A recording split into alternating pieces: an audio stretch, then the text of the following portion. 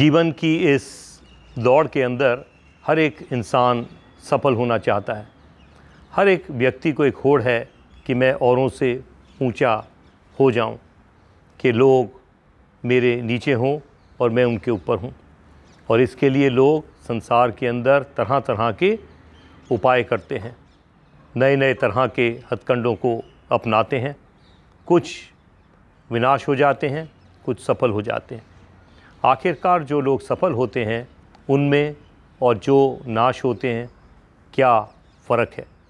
आज यही हमारे को परमेश्वर का दिया हुआ एक अध्याय है, एक हमारे लिए मनन का विषय है, जो हमारी इस बुधवार की श्रेणी में हम बांटना चाहते हैं।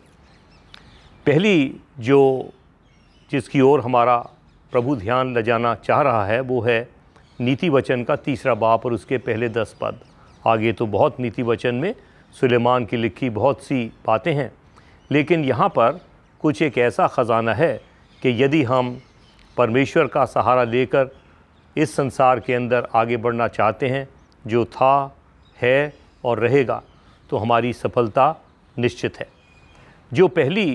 जो बात सुलेमान बादशाह के द्वारा, जो एक ज्ञानी था, जो हमारे लिए सुझाव दिया जा रहा है वो है कि मैं और आप सच्चाई और कृपा इन दोनों से कभी दूरी ना बनाएं।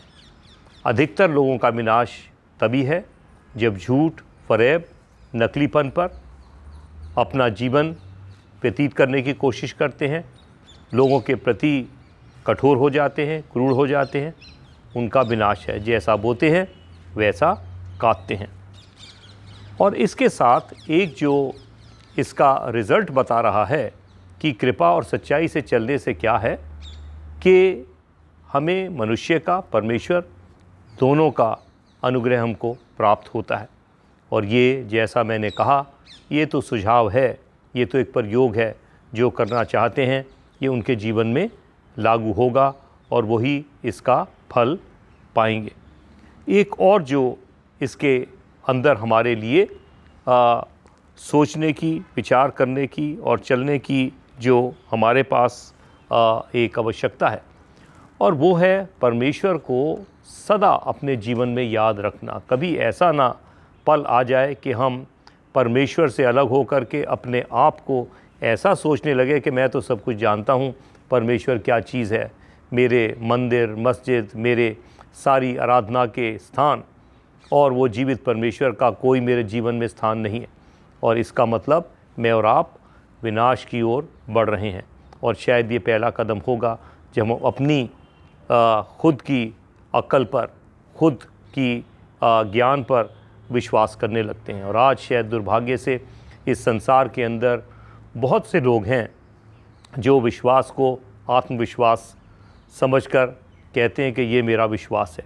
और ऐसे लोग जीवन में निश्चय ठोकर खा कर के वापस गिर जाते हैं जहाँ से शायद वो उठे होते हैं, क्योंकि उनकी जो आधार है, उनकी जो नींव है, वो झूठ और फरेब के ऊपर बनी है। एक तीसरा जो हमारे लिए एक और सुझाव है कि हमें जो भी उपज मिलती है, हम उसमें से जो सबसे बेहतरीन है, जो सबसे बेस्ट है, वो निकाल के परमेश्वर के नाम पर अवश्य रखें।